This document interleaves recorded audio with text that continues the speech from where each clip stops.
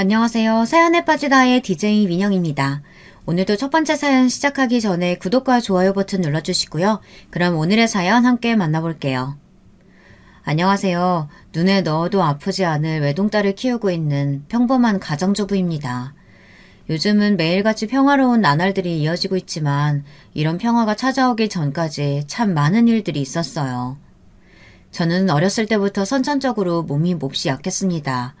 잔병치레도 잦았고 무엇보다도 기관지가 약하게 태어나 내 5살까지는 거의 병원에 살다시피 했죠. 병원에서는 제게 기관지 합병증이 찾아올 가능성이 높고 합병증이 온다면 큰 수술을 진행해야 하는데 기초체력이 좋지 않아 힘든 수술을 버티기가 힘들 거다. 오래 살지 못할 가능성이 크다며 미리 부모님께 귀띔을 했었다고 합니다.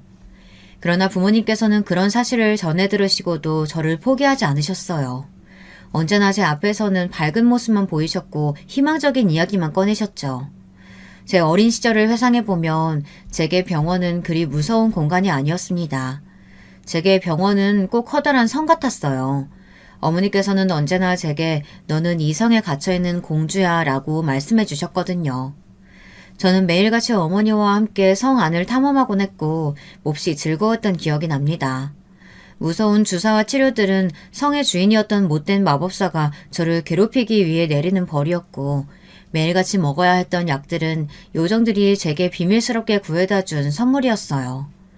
다른 환자들과 의사, 간호사들은 모두 사람같이 생겼지만 사실은 변신한 괴물들이었고 저는 그들의 감시를 받고 있는 공주였죠. 지금에 와서는 참 황당한 이야기지만 당시에 저는 어머니와 그런 이야기들을 나누는 것이 참 즐거웠습니다. 덕분에 아프고 무서운 치료들과 맛없는 약들도 동화 속의 주인공이 되어 잘 버텨낼 수 있었어요. 성인이 되고 자식이 생기고 나서야 그때 어머니께서 어떤 심정이셨을지 조금이나마 짐작이 가더라고요. 작은 아이가 본인 몸보다 훨씬 커다란 치료기구들을 매달고 하루 종일 고생하는 모습을 보며 어머니는 어떤 심정으로 제 앞에서 그렇게 웃으셨을지, 뒤돌아 혼자서 울음을 삼켜내시던 시간들이 얼마나 많았을지 너무나 죄송하고 한없이 감사한 마음뿐이었습니다. 그런 어머니 덕분에 저는 아팠지만 행복한 어린 시절을 보낼 수 있었고 부모님의 사랑과 정성 덕에 오래 살지 못할 것이라던 병원의 말과는 달리 큰 문제 없이 자라 무사히 성인이 되었습니다. 그러나 성인이 된 후에도 몸이 건강해진 것은 아니었습니다. 저는 여전히 잔병치레가 잦았고 약한 기관지 덕에 속히 말해 개도 안 걸린다던 여름 감기를 달고 살았죠. 조그만 무리해도 남들보다 몇 배는 더 체력 소모가 심했기에 일상생활에도 조금 문제가 있었어요. 약을 한 트럭씩 달고 살았고 회사에서도 매일같이 코피를 쏟기 일쑤였어요. 덕분에 회사 사람들은 모두 제 허약한 체질을 알고 있었고 감사하게도 저를 많이 배려해 주셨어요. 남편과의 첫 만남도 회사에서였습니다. 남편은 저희 회사의 거래처에서 일하던 사람이었어요. 계약차 저희 회사에 방문했던 남편이 저를 보고 첫눈에 반해 저에게 먼저 연락처를 물어봤습니다. 솔직히 처음에는 조금 당황스러웠어요. 공적인 자리에서 만나 사적인 태도를 보이는 것도 그렇고 당시 남편이 제 취향은 아니었거든요. 무엇보다도 저는 제 스스로를 돌보기도 힘든 상황이었어요. 꾸준히 병원에 다니며 약을 먹고 있었고 누군가와 연애를 하거나 결혼을 할 만한 상태가 아니라고 생각했습니다. 그러나 남편은 그런 저를 끊임없이 설득했어요. 당신의 몸 상태가 어떻든 죽을 병에 걸렸든 아무 상관없다면서요. 처음에는 그저 입에 발린 말이라고 생각했지만 남편은 참 꾸준했습니다. 결국 저는 그 꾸준함을 못 이기는 척 남편과의 연애를 시작했고 만남은 몹시 행복했어요. 남편과 함께 있을 때는 제가 아픈 사람이라는 사실을 깜빡 잊어버릴 정도로요. 그렇게 시간은 흐르고 남편은 제게 프로포즈를 해왔습니다. 연애를 시작할 때도 그랬지만 저는 프로포즈를 받아들일 때도 많이 망설여졌어요. 저 같은 사람이 좋은 아내, 좋은 엄마가 될 수 있을까 하는 걱정이 있었거든요. 남편의 부모님께서도 제 몸 상태를 알게 되신다면 결혼을 반대하시지 않을까 이런 생각도 들었죠.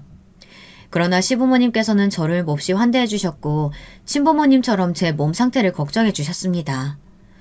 솔직히 처음엔 조금 걱정되는 마음이 들었던 게 사실이야. 매 끼니마다 챙겨 먹는 약이 산더미에 병원을 집처럼 드나든다는 소리에 어떤 부모가 아무 근심이 생기지 않을 수가 있겠어. 그렇지만 나중에는 오히려 더 믿음이 가더구나.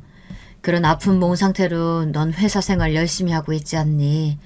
몸은 조금 아프더라도 정신력은 남들의 절대 뒤지지 않는 아이겠구나 싶었지. 시어머니의 말씀에 저도 모르게 눈물이 나더라고요. 나름대로 열심히 지내며 아무렇지 않은 척하고는 있었지만 허약한 몸과 부족한 체력에 사회생활을 하며 혼자서 서러웠던 적도 몹시 많았습니다. 당사자가 아니고서야 이해하기 힘든 상황을 시댁 식구들은 모두 본인들의 일처럼 여겨주었어요. 시부모님께서는 그 뒤로도 저를 친딸처럼 아껴주셨고 남편 또한 정말 다정하고 좋은 배우자였습니다. 그렇게 제 결혼 생활은 아무 문제 없이 행복하게 흘러갔어요. 하지만 딱 한 가지 문제가 있었습니다. 바로 아이였어요. 아이는 결혼 전부터 저에게 가장 큰 걱정거리였습니다. 제 몸이 허약하고 힘든 것은 어찌저찌 정신력으로 버텨낸다고 쳐도 아이를 임신하는 것과는 엄연히 다른 문제였으니까요. 저희 어머니께서도 젊었을 적 저처럼 굉장히 허약한 체질이셨다고 합니다. 부모님께서는 아이 계획을 세운 뒤로도 아주 오랫동안 임신이 되지 않아 고생을 하셨다고 해요. 요즘에서야 난임 부부를 위한 시험관 시술이라든지 여러 가지 방법이 시중에 나와 있지만 당시만 해도 아이를 갖지 못하면 여자에게 문제가 있다며 온갖 안 좋은 소리를 듣는 시대였어요. 그런 좋지 못한 시선과 갖은 고생 끝에 가진 아이가 바로 저였습니다. 임신이 되었다는 기쁨도 잠시 저는 어머니 뱃속에 있을 때부터 문제가 많았다고 합니다. 몇 번의 위기를 거쳐 예정일보다도 훨씬 일찍 태어난 저는 인큐베이터에 들어갔고 인큐베이터에서 나온 후에도 신생아 중환자실에 들어가 일주일 넘는 시간 동안 산소호흡기를 달고 있었다고 했어요. 그 뒤로도 기관지에 문제가 있어 어린 시절을 거의 병원에서 보냈었고요. 어렸을 적보다는 많이 나아지긴 했지만 성인이 되고 나서도 여전히 좋지 않은 몸이었고 이런 상태니 당연히 아이는커녕 제 몸 하나 건사하기도 힘든 상황이었죠. 물론 결혼 전부터 남편은 이런 제 몸 상태를 전부 알고 있었지만 알고 있는 것과 이해하는 것은 다른 일이었기에 남편에게는 몹시 미안한 마음이었습니다.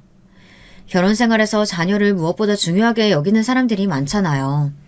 이런 저와 결혼하여 남편이 저를 원망한다 한들 제가 감내해야 하는 부분이라 생각했습니다. 아이 문제는 결혼 전부터 충분히 얘기했던 문제잖아. 난 아이 없어도 괜찮아. 물론 당신이랑 나 닮은 아이가 생긴다면 너무나 행복하겠지. 그렇지만 아이를 갖기 위한 가정이 당신 몸에 큰 무리를 준다면 욕심내고 싶지 않아. 난 당신만 있으면 돼. 나한테 가장 중요한 건 아이가 아니라 당신이니까. 그러니까 너무 부담 갖지도 말고 슬퍼하지도 말고 나한테 미안해 하지도 마. 우리 둘한테만 집중하면서 살자. 그런 남편의 말이 어찌나 고맙고 감동이던지요.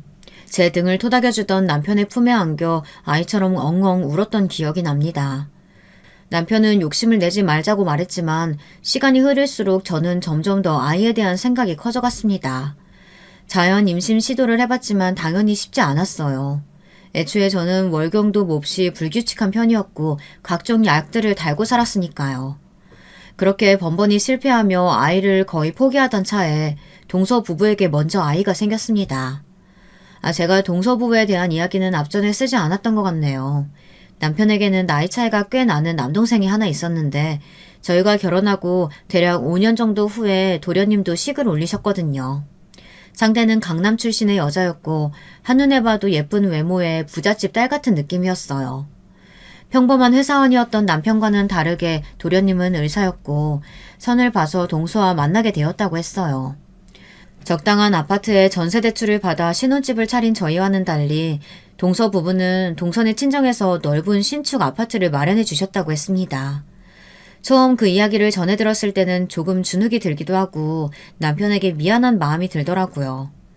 저희 집은 어렸을 적부터 제 병원비를 마련하느라 지금도 형편이 그닥 좋은 편이 아니거든요. 남편은 그런 저에게 동서 부부는 동서 부부고 우리는 우리라며 본인도 저에게 해준 것이 없는데 미안해할 필요가 뭐가 있느냐고 전혀 그럴 필요 없다고 말해주었습니다. 저는 그런 남편의 등을 두드리며 내가 다른 건 몰라도 남편 하나는 기가 막히게 잘 골랐다며 장난스레 맞장구를 쳐주었죠. 남편 말대로 저희는 비록 작은 아파트에서 살고 있었어도 둘이서 몹시 행복했습니다. 아무튼 다시 본론으로 돌아와서 그렇게 시간이 흐르던 와중 동선의 부부에게 먼저 아이가 생겼던 거예요. 사실 동서 부부도 결혼하고 3년여가 흐르고 나서야 아이가 생긴 것이었으니 그리 빠른 편은 아니었어요. 언젠가는 일어날 일이었지만 그 소식을 들으니 마음이 이상하게 무겁더라고요. 이상한 조바심도 들었습니다. 시부모님께서는 제 몸 상태를 잘 알고 계셨기에 저희 부부에게 먼저 손주 이야기를 꺼내신 적이 없었습니다.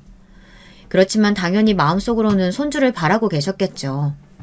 동서 부부에게 아이가 생겼다는 소식을 듣고는 어찌나 기뻐하시던지요. 그 모습을 바라보니 마음이 씁쓸해지기도 하고 참 복잡한 심정이었습니다. 동서의 아이는 건강한 공주님이었고 병원에서 처음 만난 시조카는 동서를 쏙 빼닮아 아주 예쁘장하고 귀여웠어요. 임신 소식을 들었을 때도 그랬지만 정말로 태어난 아이를 보니 마음이 더욱더 아려오더라고요. 자연 임신이 되기 힘든 몸이고 그 사실을 누구보다 잘 알고 있었지만 그 사실을 머리로 이해하는 것과 가슴으로 이해하는 것은 참 다른 일이더군요. 그런 제 모습을 한동안 지켜보던 남편은 제게 먼저 이야기를 꺼냈습니다. 여보, 우리 시험관 시술 한번 해볼까? 그동안은 당신 몸 생각해서 먼저 이야기 꺼내지 않았는데 당신이 옆에서 힘들어하는 모습 그만 보고 싶어. 건강한 사람들도 시험관 시술 몇 번 하면 몸에 무리가 많이 간대.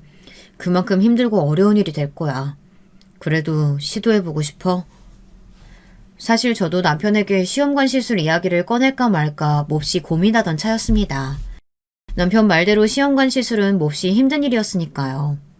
비용도 한두 푼이 아니었고 시도한다 해도 제 몸에 무리만 가고 아이가 생길 것이라는 확신도 가질 수 없었습니다. 특히 제 몸 상태가 이렇다 보니 남들보다 더 힘들고 긴 시간이 될 거라는 생각이 들었거든요. 남편도 저만큼 아이를 원하는지 확신도 없었고요. 잠시 고민하던 저는 고개를 끄덕였습니다. 지금이 아니면 다시는 시도해보지 못할 것이라는 생각이 들었어요. 더 이상 시간이 흐르면 곧 40을 바라보는 나이에 영영 시도해보지도 못하고 아이를 포기하게 될 거라는 생각이었죠. 그렇게 저희 부부는 시험관 시술을 시작하게 되었습니다. 처음 난임 병원에 가고 나서 느꼈던 것은 임신에 어려움을 겪고 있는 사람들이 생각보다 정말 많구나 하는 것이었습니다. 진료 예약 잡기가 힘들 정도였고 로비에는 사람이 바글바글 하더라고요. 그 모습을 보니 두려웠던 마음에 약간의 위안이 되었던 것 같아요. 나만 이런 문제를 겪고 있는 거는 아니구나 싶었죠.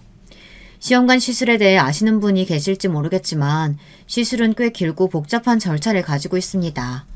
시험관 시술을 원한다 해서 무조건 시술을 시도해볼 수 있는 것도 아니고 여러 가지 검사를 통해 시술에 적합한 몸인지 확인을 거친 후 본격적인 시술에 들어갈 수 있더라고요. 다행히도 저는 검사 결과 시험관 시술을 진행할 수 있는 몸이었고 가장 먼저 여성 호르몬을 높여주는 약을 먹기 시작했습니다. 여성 호르몬이 높아져야만 자궁 내막이 두꺼워지고 자궁 내막이 두꺼워져야 임신 가능성이 높아지거든요. 호르몬에 관련하는 약이라 그런지 약을 먹는 동안 컨디션 변화가 극심했습니다.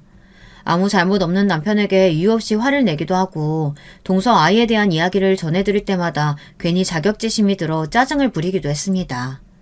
별거 아닌 일에도 눈물이 쏟아지고 조금만 움직여도 숨이 차더라고요. 그렇지 않아도 챙겨 먹는 약이 산더미인데 약이 한 가지 더 늘어나니 스트레스를 받기도 했습니다.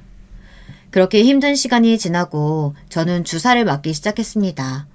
주사는 배란을 유도하여 여러 개의 난자를 키우는 역할을 했어요. 전 어렸을 때부터 주사 맞는 것에 너무 익숙해져서 별 문제 없이 주사를 맞았었지만 시험관 시술을 받는 다른 산모들은 주사를 너무 자주 맞아야 하는 것이 꽤나 스트레스인 모양이더라고요.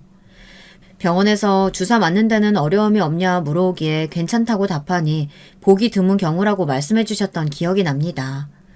그렇게 주사를 맞으며 3, 4일 간격으로 병원에 내원하여 난자가 잘 크고 있는지 초음파 검사를 하다가 최적의 시기가 되었을 때 난자를 채취하게 됩니다. 처음 난자를 채취하기 전날 어찌나 가슴이 떨리던지요. 인터넷을 뒤져 각종 후기를 찾아보고 병원에서 준 안내문을 달달 외울 때까지 읽었습니다. 난자 채취 전날에는 건강검진 전날처럼 물을 포함하여 금식을 해야 했고 밤새 바짝 마른 입으로 잠도 한숨 자지 못한 채 병원으로 향했습니다. 병원에 도착해 저는 난자를 채취하고 남편은 정자를 채취하기 위한 수음실에 들어갔습니다. 밤새 긴장했던 것이 무색하게 시술은 빠르게 끝났어요. 마취해서 깨어나니 두어 시간 정도 흘러 있었던 것 같습니다. 그렇게 집으로 돌아와 재발 채취 결과가 좋기를 빌었고 며칠 후 병원에서 연락이 왔습니다. 제 몸에서 몇 개의 난자가 채취되었는지 몇 개가 수정되고 배양되었는지 안내를 해주었어요. 호르몬 수치가 높아 수정된 배아를 그대로 이식하지는 못하고 동결 후 이식을 해야 한다고 했습니다. 뭐가 되었든 이식이 가능한 상황이라면 다행이라고 생각했어요. 최대한 건강한 몸 상태로 아이를 맞이하기 위해 한 달여간 운동이며 식단을 열심히 조절하며 이식을 기다렸습니다. 그렇게 한 달이 지나고 첫 번째 배아 이식을 받게 되었고 결과는 당연스럽게도 실패였습니다. 수정된 배아가 제 자궁에 착상을 하지 못했다는 뜻이었죠. 첫술에 배부를 리 없다고 생각하긴 했지만 막상 오랜 기간 동안 기대를 가지고 임했던 일이 완벽하게 실패로 돌아가니 마음이 많이 아프더라고요. 병원에서는 1차 시도에 성공하는 부부가 생각보다 많이 없다면서 분명 다음번에는 좋은 소식이 있을 거라고 저와 남편을 위로해 주었습니다. 그렇게 저는 2번의 시험관 시술을 더 받았어요. 한 번의 시술에 거의 2, 3개월가량의 시간이 걸리니 반년이 넘는 기간이었죠. 세 번째 이식마저 실패로 돌아가니 눈앞이 정말로 캄캄해졌습니다. 병원에서는 제게 반복적인 착상 실패 검사와 습관성 유산 검사를 받아보라고 제안했어요. 반복적 착상 실패 검사는 시험관 시술 후 임신 실패 3회 이상 좋은 등급의 배아를 이식해도 착상이 실패할 경우 시행하는 검사이고 습관성 유산 검사는 여러 번의 자연 유산이나 반복적 착상 실패, 특히 35살 이상 고령의 산모일 경우 받아야 하는 검사였습니다. 2가지 검사는 모두 피 검사로 진행됐어요. 그날은 피를 정말 많이 뽑았습니다. 남편은 그런 저를 보며 이 검사들은 꼭 받아야 하는 것들이냐, 당신 그러다 쓰러지면 어떡하냐 걱정을 해왔지만 저는 이를 꾹 깨물며 버텨냈습니다. 3번의 실패 후 남편은 이제 그만 포기하자, 우리도 할 만큼 했다, 당신 더 이상 고생하는 모습 못 보겠다며 시험관 시술을 그만두고 싶어 했습니다. 그러나 저는 포기하고 싶지 않았어요. 더 이상 정말 가망이 없겠구나 생각이 들 때까지 아이를 위해 노력하고 싶었습니다. 검사 결과 제 피는 단백질 수치가 정상보다 많이 낮다고 했어요. 착상이 되려면 혈액이 평소보다 빠르게 순환이 되어야 하는데 저는 단백질 수치가 낮은 탓에 혈액이 응고되어서 착상이 어려워진 것이라고 했습니다. 결과에 맞는 새로운 약들과 주사를 처방받아 집에 가지고 오는데 눈물이 펑펑 나더라고요. 정확히 무슨 기분이었는지는 설명하기가 어렵네요.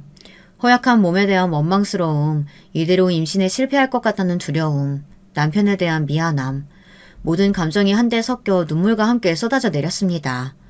검사까지 받고 약과 주사를 산더미처럼 사용했지만 저는 4번째, 5번째 시험관 시술을 모두 실패했고 시술이 진행될수록 몸 상태가 점점 악화되어 가고 있었습니다. 게다가 시험관 시술에 들어가는 비용도 문제였어요. 솔직히 말하자면 모든 일들이 밑 빠진 독에 물 붓기처럼 느껴졌고 5번째 시술마저 실패하자 그만두는 게 맞다는 생각이 들었습니다. 매번 똑같은 시술을 받고 이식을 받고 착상에 성공했는지 실패했는지 기다리는 시간이 너무 고통스럽고 힘들었습니다. 이럴 바에 그냥 포기하고 마음을 편히 먹는 것이 맞지 않나. 저와 남편 둘만으로도 충분히 행복할 수 있는데 내가 너무 쓸데없는 욕심을 부리고 있는 것은 아닌가 생각이 들었어요. 그런 부정적인 생각을 할 때마다 몸 상태는 점점 좋지 않아져만 갔습니다. 제가 시험관 시술을 하며 보낸 고통에 1년 동안 동서의 아이는 무럭무럭 자라고 있었어요.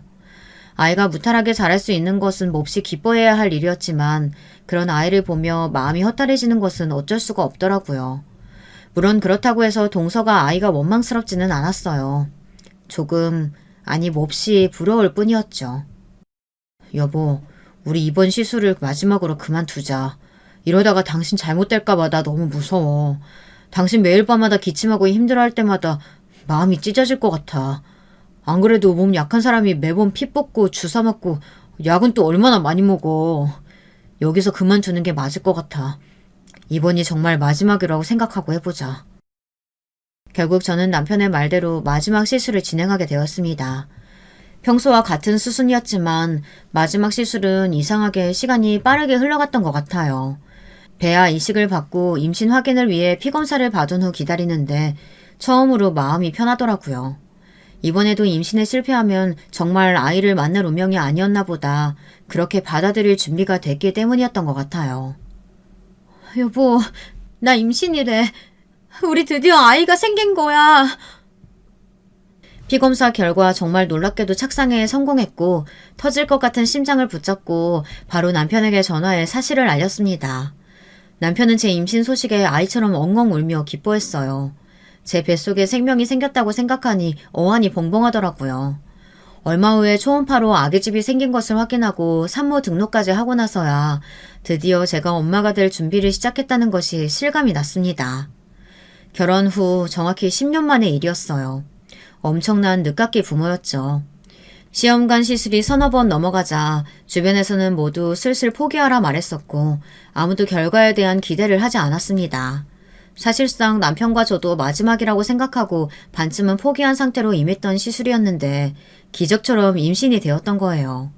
제가 임신에 성공했다는 소식에 시부모님께서는 저희 친정 부모님보다 더 기뻐해 주시며 진심 어린 축하를 전해오셨습니다. 너희의 간절함과 진심이 하늘에까지 닿아 아이를 선물해 주신 거라면서요. 제 임신 소식에 동서도 딸아이를 데리고 와서 저를 축하해 주었습니다. 그 무렵 시조카는 막 3돌이 지났을 무렵이었고 오랜만에 만난 시조카는 말도 참 잘하고 아장아장 잘 걸어다니더라고요. 형님 정말 축하드려요. 그동안 너무 고생 많으셨어요. 저희 애한테도 드디어 사촌동생이 생기겠네요. 그동안 어찌나 동생이 갖고 싶다고 저를 졸라대던지 미안한 마음이 컸었는데 이렇게 동생이 생기게 돼서 너무 기뻐요. 건강하게 아이 낳으셨으면 좋겠어요. 동서가 사가지고 온 선물은 바로 복숭아였습니다. 제가 과일 중 가장 좋아했던 것이 복숭아였거든요. 그 사실을 알고 있던 동서는 저를 위해 복숭아를 사온 것이었겠지만 저는 그 복숭아를 보고 몹시 슬퍼지고 말았습니다. 동서, 실은 임신하고 나서 갑자기 알레르기가 생겨서 복숭아를 못 먹어.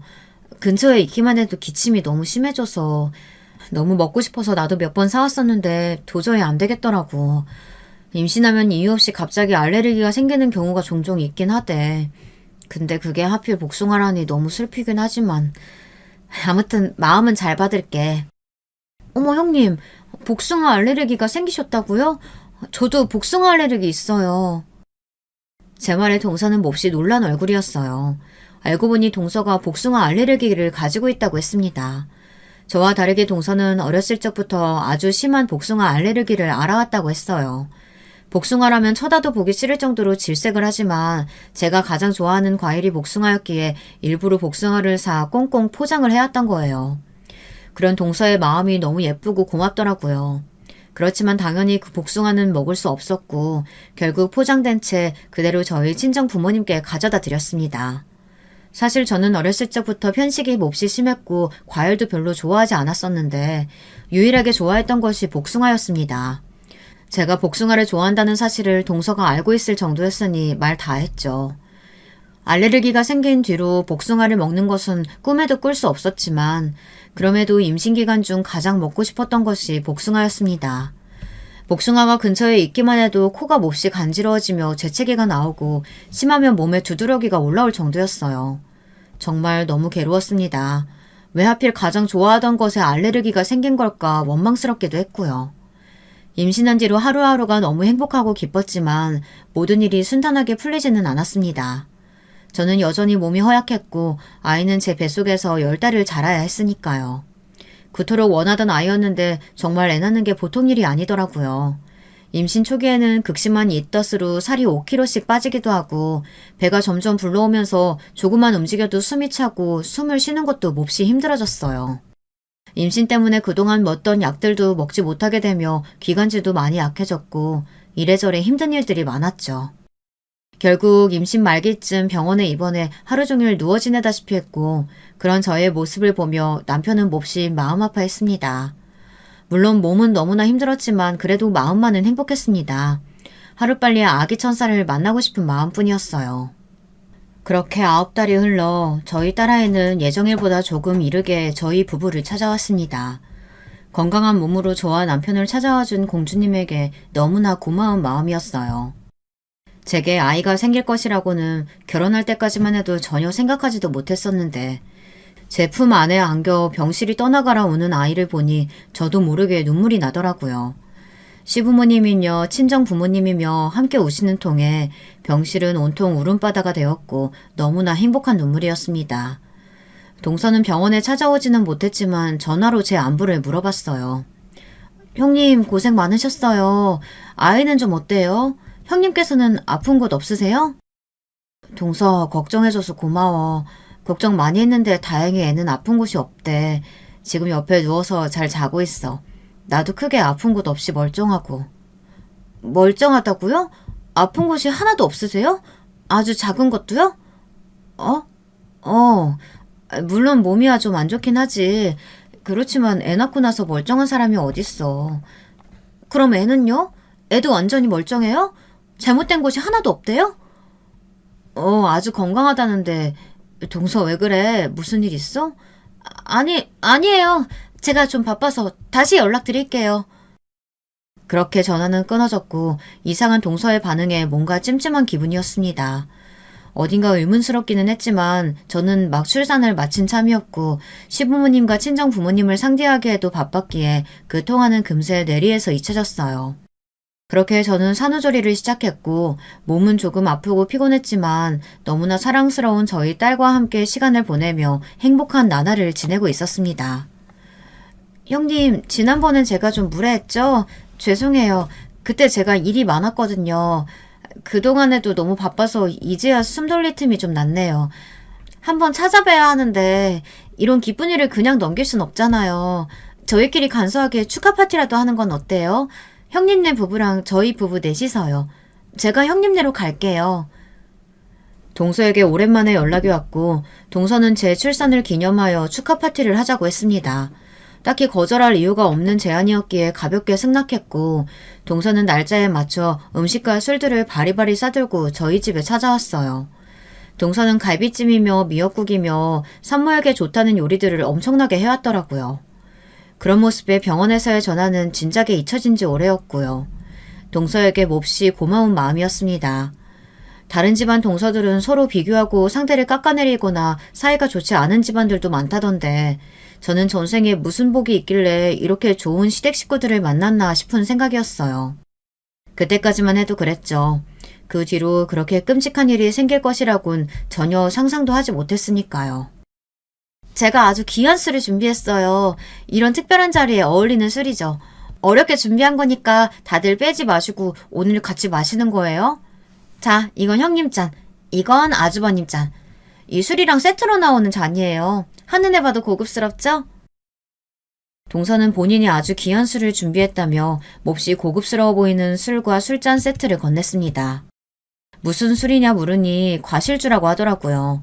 동서는 앞으로 육아하려면 고생할 일 투성일 텐데 오늘만큼은 편하게 마시라며 제 잔에 술을 따라주었습니다. 동서, 이거 복숭아주 아니야? 동서가 따라준 술을 마시려 입을 가져다 대는데 바로 기침이 터져나왔어요. 묘하게 익숙한 향이 나 코를 가져다 대고 냄새를 맡아봤더니 옅은 복숭아 향이 났습니다. 복숭아 향이 난다는 것을 알게 되자 코끝이 간지러워지면서 재채기가 연거푸 나왔어요. 네? 갑자기 왜 그러세요? 괜찮으세요, 형님? 복숭아주라뇨. 제가 형님 복숭아 알레르기 있는 걸 알면서 복숭아주를 준비했겠어요? 당연히 아니죠. 저도 복숭아 알레르기 있는 거 알고 계시잖아요. 다른 과일 향이랑 착각하신 거 아니에요? 동서는 몹시 황당하다는 얼굴이었고 남편과 도련님도 각각 본인의 잔을 맡아보더니 복숭아 향은 전혀 나지 않는다면서 임신기간 동안 복숭아를 못 먹은 아쉬움 때문에 상상으로 복숭아 향을 맡는 거 아니냐며 농담을 하더라고요. 정말 복숭아 향이 나는 건 나뿐인가 싶어 일단 더 이상 이야기를 꺼내지는 않았습니다. 그러나 술을 마시려 다시 잔을 가져다 대는 순간 목이 몹시 간지러워지는 기분이었고 도저히 그 잔 안에 들어있는 술을 마실 수가 없었습니다. 건배를 해놓고도 잔을 그대로 내려놓자 이미 본인의 잔을 비워낸 동서가 섭섭한 목소리로 말을 꺼냈어요. 형님 정말 안 드실 거예요? 제가 형님 생각해서 귀한 술로 준비해온 건데 진짜 복숭아주 아니에요. 저 보세요. 저도 마셨잖아요. 동서도 분명 심한 복숭아 알레르기가 있다고 했고 만약 복숭아가 들어있는 술이라면 동서도 마시지 않아야 할 텐데 동서는 아무런 문제 없이 술을 마시고 있었습니다. 동서는 계속해서 제게 술을 권했고 저는 복숭아 때문에 그런 게 아니라 지금 잠깐 속이 안 좋아져서 그런 거다. 괜찮아지면 마실 테니 걱정하지 마라 대답했습니다. 정말 내가 과민 반응인 건가 싶었지만 아무리 맡아봐도 제 잔에서는 묘한 복숭아 향이 났고 결국 저는 셋이 취해 떠들고 있는 틈을 타 동서의 잔과 제 잔을 몰래 바꿔치기 했습니다. 동서의 잔에서는 아무런 향이 나지 않았어요. 더더욱 이상한 기분이었어요. 같은 잔에 같은 술을 따랐는데 어떻게 한 잔에서만 복숭아 향이 날 수 있겠어요. 그러나 동서는 바꿔치기 한 제 잔을 아무렇지 않게 잘 비워냈고 이상함을 느끼지 못하는 것 같았습니다. 정말 내가 이상한 건가 싶었지만 아무래도 찝찝한 마음이 지워지지 않아 결국 자리가 끝날 때까지 술은 한 모금도 입에 대지 않았어요. 동서는 돌아가면서도 섭섭한 마음을 표현했고 저는 미안하다며 컨디션이 갑자기 좋지 않아져서 그랬다. 남은 술은 뒀다가 잘 마시겠다 대답했습니다. 그렇게 동서 부부가 돌아가고 남편의 말대로 임신기간 동안 복숭아를 먹지 못해서 상상으로 향을 맡았던 건가 하는 생각에 동서에게 조금 미안한 기분이 들었습니다. 그러나 일은 그 다음 날 일어났습니다. 자고 일어나자마자 남편이 큰 소리로 전화를 받고 있었어요. 무슨 일이냐 물으니 동서가 어제 새벽에 갑자기 쓰러져서 병원에 입원을 했다고 했습니다. 갑자기 입원이라니 그게 무슨 말이냐고 묻자 돌아갈 때까지만 해도 멀쩡하던 동서가 집에 도착하자마자 갑작스레 온몸에 두드러기가 나더니 숨이 안 쉬어진다고 캑캑거리다 그대로 기절을 했다는 겁니다. 너무나 놀란 도련님이 급하게 병원으로 동서를 데려갔고 동서가 쓰러진 이유는 다름 아닌 복숭아 알레르기 때문이었습니다. 그 사실을 알게 된 순간 확신이 들었어요. 동서는 제 잔에만 복숭아를 문질렀거나 복숭아 털을 뿌렸거나 뭐가 되었든 간에 복숭아로 무슨 짓을 했었던 겁니다. 술에 취해 복숭아 향을 제대로 맡지 못하고 제가 바꿔치기 했던 잔에 담긴 술을 연거푸 마셨던 거고요.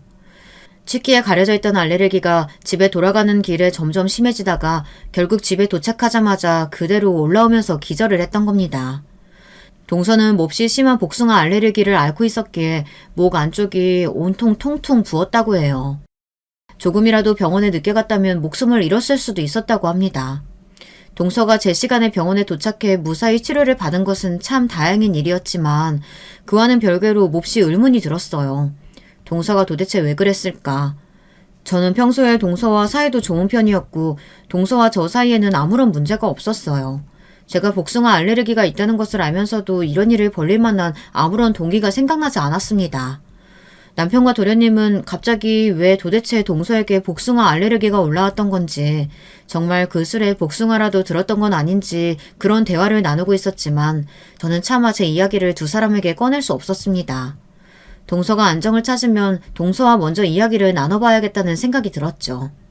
그렇게 찜찜한 기분으로 아이를 돌보고 있는데 그날따라 아이가 잠도 잘 자지 않고 하루 종일 울음을 그치질 않더라고요. 어제 낯선 사람들이 찾아와서 그런가 아니면 어딘가 아픈가 걱정되는 마음에 열도 재보고 이리저리 살펴봤지만 큰 문제를 찾을 수는 없었어요. 남편한테 이야기를 꺼내니 원래 신생아들은 아무 이유 없이 울기도 하는 거라며 너무 걱정할 필요 없다고 말했어요. 내가 너무 예민하게 굴었나 싶어 그저 아이가 진정되기만을 기다렸습니다. 그러나 며칠이 지나도 아이는 하루 종일 울음을 그치지 않았고 열까지 오르락내리락하며 상태가 좋지 않아졌어요. 병원에 데리고 가보기도 했지만 큰 문제가 없다고 말했죠. 열이 너무 오르면 먹이라고 해열제를 조금 처방해 주었을 뿐이었습니다. 그런 아이 때문에 동서의 일은 머릿속에서 잊혀진 지 오래였고 하루 종일 아이 곁에 붙어 간호하는데 온통 신경이 쏠려 있었어요. 그날도 남편과 함께 아이를 돌보다 남편은 지쳐 먼저 골아떨어졌고 저는 아이의 침대 앞에서 꾸벅꾸벅 졸며 아이를 살피고 있었던 중이었습니다. 흐릿한 시야 사이로 뭔가 새노란 것이 보였어요. 처음엔 잘못 본 줄 알았는데 확실하게 노란 종이가 아이의 침대 뒤편으로 찔끔 튀어나와 있었습니다. 매트리스와 나무 받침대 사이에 무언가 끼워져 있었고 저게 뭐지 싶어 조심스레 종이를 잡고 살살살 당겨보았어요. 아이의 침대 뒤에서 나온 것은 정말 예상하지 못했던 물건이었습니다.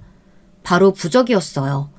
노란색 종이 위에 알 수 없는 빨간색 한자가 쓰여져 있었고 너무나 놀라 숨이 훅 멎을 정도였습니다. 부적을 발견한 순간 가슴이 쿵쿵쿵 빠르게 뛰기 시작했어요. 도대체 이런 물건이 왜 우리 아이 침대에 끼워져 있었던 거지? 언제부터 여기에 있었지? 침대를 살 때부터? 복잡하던 머릿속은 이내 곧 한 가지 결론으로 모아졌습니다. 동서가 아이 침대에 이 부적을 놓고 간 것이다. 아기 침대를 산 후에 저희 집에 들어왔던 외부인은 동서 부부가 유일했으니까요. 왠지 모르게 제 촉이 그렇게 말하고 있었습니다. 떨리는 가슴을 부여잡고 저는 그 부적을 가방에 챙겼어요.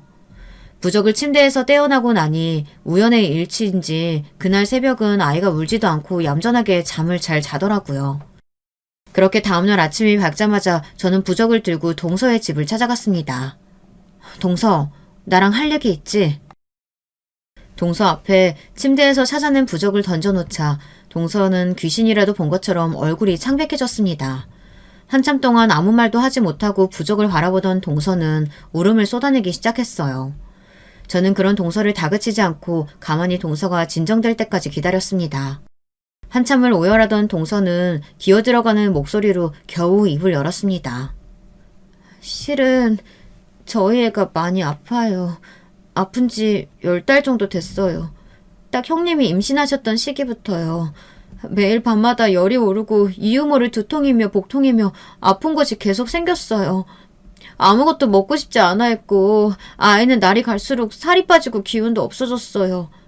병원에 데리고 다니면서 온갖 검사 다 받아봤지만 이유는 알 수 없다고 하고요. 특별히 아픈 것도 없다고요. 그렇지만 밤만 되면 아이는 너무나 아파하고 힘들어했어요. 원인은 알 수 없다고 하니까 주변에는 이렇다 알릴 수도 없었고 해결 방법이 없었죠. 그렇게 매일같이 반복되는 통증에 저도 아이도 둘 다 몹시 지쳐가고 있었어요. 그런데 갑자기 어머니께 연락이 왔어요. 저희 친정 어머니요. 저희 친정 어머니께서는 무당이시거든요. 강남의 어느 부잣집 출신인 줄만 알았던 동서의 집안은 실은 대대로 무당을 해오던 집안이었다고 합니다.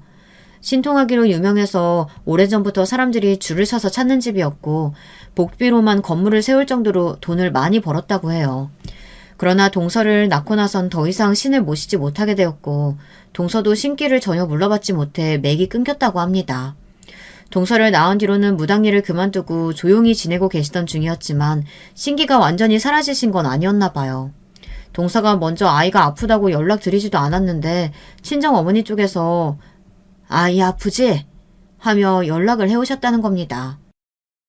어머니께서 이런 일을 맞추셨던 건 전에도 종종 있었던 일이라 그렇게 놀라진 않았어요. 그렇다 아픈 지 꽤 됐다 말씀드리니까 원래 그 집안에 다른 아이한테 가야 할 애군이 저희 아이한테 와서 그런 거라고 말씀하시더라고요. 그 말을 들으니까 바로 형님 아기가 생각났어요. 그치만 저는 어렸을 때부터 미신 같은 걸 믿지 않았어요. 무당딸이 미신 믿지 않는다니 참 웃기죠. 전 어머니 쪽이 무당이신 것도 싫었고 그런 쪽하고 엮이고 싶지도 않았어요. 그래서 독립도 일찍 했고 어머니와 최대한 연락을 하지 않고 지냈었죠. 무슨 말도 안 되는 말씀이시냐고 그런 어이없는 말 하지 말라고 단칼에 잘라냈지만 어머니께서는 몇 달째 아픈데 병원이고 아무데도 이유 찾지 못하지 않았냐며 본인이 시키는 대로만 하면 그 애군이 다시 원래 가야 할 자리로 갈 거라고 그러셨어요. 처음에는 말도 안 되는 소리로 치부하고 넘어가려고 했던 동서도 눈앞에서 아이가 고통스러워하는 모습을 계속해서 보다 보니 이성적인 판단이 잘 되질 않았다고 합니다. 그렇지 않아도 저는 몸이 약했으니 당연히 그 자식도 몸이 약하고 문제가 생겨야 하는 게 맞을 텐데 아무 문제 없던 본인의 아이가 갑자기 아프게 되었고 제 뱃속에서는 아이가 문제없이 무럭무럭 크고 있었으니 정말 제 아이에게 가야 할 애군이 본인의 딸에게 오게 된 것은 아닐까 하는 생각을 하게 되었다고 해요. 결국 저는 다시 어머니께 연락드렸고 어머니께서는 구슬하자고 하셨어요. 미신이고 굿이고 정말 싫었지만 그때는 그게 저희 아이를 위한 일이라고 생각했어요. 그래서 형님이 아이 낳으실 쯤 굿을 올렸어요. 애군이 태어날 아이에게 돌아갈 굿이라고 했고요. 동서는 어머니께서 시키는 대로 닭에 피며 여러 가지 재료를 준비해서 굿을 올렸다고 합니다. 이렇게만 하면 모든 일이 원래대로 돌아갈 거다. 남을 저주하는 게 아니라 애군을 원래 가야 할 자리로 돌려놓는 것일 뿐이니 별 문제 없을 거다 생각하면서요. 그렇지만 결론부터 말하자면 그 굿은 아무런 효과가 없었습니다. 저와 아이 모두 무사히 별 문제 없이 출산을 했으니까요. 그래서 제게 안부 전화를 했던 동서의 반응이 이상했던 겁니다. 아무런 효과가 없다는 걸 알게 되자 역시 미신은 미신일 뿐이구나. 내가 아이가 아픈 걸 보니 잠시 정신이 나갔었구나. 그런 생각이 들었어요. 그러나 어머니께선 네가 그런 마음으로 굿을 올리니 당연히 신께서 들어주시지 않은 거라면서 정말로 온 마음과 정성을 다해야만이 우리 아이에게 온 애군이 옮겨간다고 말씀하셨어요. 그러면서 동서의 어머니께서는 부적 하나를 써주셨다고 합니다. 이제 정말 마지막 기회다. 이 시기를 놓치면 애군은 영원히 동서의 아이에게 자리를 잡게 될 테니 정신 똑바로 차려야 한다. 이 부적을 새로 태어난 아이 주변에 두어야 한다. 그리고 이 부적이 자리 잡을 수 있도록 아이의 엄마가 잠시라도 그 집을 떠나게 만들어야 한다고 말했다고 합니다. 부적을 받고 고민하던 동서는 결국 계획을 실행했습니다. 제가 복숭아 알레르기가 있다는 사실을 알고 있었기에 제 자네만 일부러 복숭아를 문질러 두었고 알레르기 반응이 올라온다면 병원으로 향할 거라고 생각했다고 합니다. 그러나 계획과는 다르게 제가 잔을 입에도 대지 않자 실패했다고 생각하고 돌아가는 길에 부적이라도 놓고 가려고 했지만 타이밍이 맞지 않아 제대로 넣지도 못하고 아이 침대 뒤에 급하게 끼워놓고 돌아갔던 것이었습니다. 치기가 오르기도 했고 부족에만 신경을 쓰느라 본인의 잔을 바꿔치기 당한 것도 모르고 복숭아 잔으로 술을 연거푸 마셨고 긴장이 풀리자 그제서야 알레르기 반응이 급속도로 올라온 것입니다. 형님께 위해를 가할 생각은 정말 없었어요. 너무 죄송해요. 제가 잠시 미쳤었던 것 같아요. 이런 짓 한다고 저희 아이가 나아질 리가 없는데 그냥 어디든 탓할 곳이 필요했었나 봐요. 정말 죄송해요. 죄송해요. 그렇게 동서는 한참을 울며 제게 사과를 해왔고 저는 머리가 너무 띵했습니다. 일단 생각을 좀 정리하겠다며 오열하는 동서를 뒤로 한 채 집으로 향했습니다. 이 이야기를 시댁 식구들에게 꺼내야 할지 말아야 할지 몹시 고민이 되더라고요. 그러나 이대로 저만 아는 비밀로 묻고 넘어가기에는 언젠가 동서가 또 비슷한 짓을 할지도 모른다는 생각이 들었어요. 결국 남편에게 그동안의 모든 이야기를 털어놓았습니다. 제 이야기를 들은 남편은 경악하며 고개를 가로저었어요. 사실 당신은 모르겠지만 동서가 이런 적이 처음이 아니야. 예전에도 한번 동생을 데리고 구슬을 했었다고 하더라고. 그때 거의 이혼할 뻔하고 정신 차린 줄 알았더니 아직도 그대로인 모양이네. 알고 보니 동서가 이런 짓을 했던 게 처음이 아니더라고요. 동생네 부부도 아이가 꽤나 늦게 생긴 편이라고 말했었죠. 아이가 생기지 않자 동서는 도련님에게 구슬하자고 말을 꺼냈었다고 합니다. 도련님은 당연히 무슨 굿이냐며 거절했고 동서도 어머니께서 하도 성화라 이야기를 꺼내본 거라며 대수롭지 않게 넘어갔다고 했어요. 그러나 동서는 그 뒤로 도련님 몰래 어머니께서 써주신 부적들을 집 안에 붙여놓았다고 합니다. 도련님이 부적들을 발견하고 떼어버리려고 하자 기겁하면서 도련님을 말렸다고 해요. 그걸 떼어버리면 아이도 함께 떼어내는 것이나 마찬가지라면서 아이가 가지고 싶으면 참으라고 도련님에게 윽박을 질렀다고 합니다. 그러나 도련님은 미신을 전혀 믿지 않은 분이었고 두 사람은 크게 다투게 되었습니다. 이혼 이야기가 오고 갈 정도로 큰 싸움이었지만 도련님 쪽이 우위를 점했다고 했어요. 도련님께서는 앞으로 굿이나 부적 등 미신 이야기를 꺼내면 무조건 헤어지겠다고 으름장을 놓았고 그 뒤로 동서는 그런 이야기를 일절 꺼내지 않았다고 해요. 아이도 자연스레 들어섰다고 합니다. 그동안 저와 동서 사이에서 일어난 이야기를 전해 들으신 도련님께서는 몹시 충격을 받으신 모양이었어요. 결국 얼마 지나지 않아 동서와 이혼하기로 했다는 이야기가 들려왔고 동서는 갈라서자는 도련님의 말에 다 본인의 잘못이라며 미안하다 담담히 받아들였다고 했습니다. 솔직히 말하자면 동서와 도련님이 이혼하고 난 뒤에도 저는 동서가 나오는 악몽을 꾼 적이 많습니다. 본인을 이혼하게 만든 저를 원망하며 구슬한다거나 저 몰래 저희 집에 찾아와 부적을 붙여놓고 가지 않을까 그런 걱정도 많이 했고요. 특히 저희 집에는 너무나 소중한 딸이 있었기에 더더욱 걱정이 컸습니다. 그러나 어느 날 갑작스레 들려온 소식으로 제 걱정은 완벽하게 해결되게 되었습니다. 뭐? 동서가 절에 들어갔다고?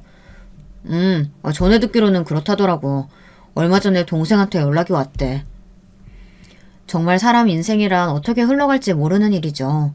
강남의 부잣집 딸이었던, 물론 무속 집안의 딸이긴 했지만 나름대로 평범한 인생을 살고 있었던 동서가 절에 들어가게 되다뇨. 동서는 어렸을 적부터 무당이었던 어머니의 등살에 시달리며 원하지도 않는 무속신앙을 보고 들으며 자랐고 어머니 덕에 이혼까지 한 마당에 더 이상 어머니에게 휘둘리고 싶지 않고 마음의 평안을 찾고 살고 싶다며 절에 들어갔다고 해요. 절에 들어가 여생 동안 도련님과 딸의 무탈과 평안만을 바라며 조용히 살겠다면서요. 동서가 절에 들어가기로 했다는 소식에 도련님께서는 조금 충격을 받긴 하셨지만 이내 동서의 삶을 존중하기로 하셨다고 합니다. 도련님 밑에서 자라고 있는 시조카는 아픈 곳 하나 없이 건강하게 무럭무럭 자라고 있어요. 저희 딸 또한 동서가 떠난 뒤로 아무런 문제 없이 시조카와 자매처럼 잘 지내고 있고요. 동서가 절에 들어갔다는 소식을 들은 뒤로 저도 악몽 같은 건 꾸지 않게 되었습니다. 하루게 다르게 자라나는 딸 덕분에 요즘은 매일매일이 즐겁습니다.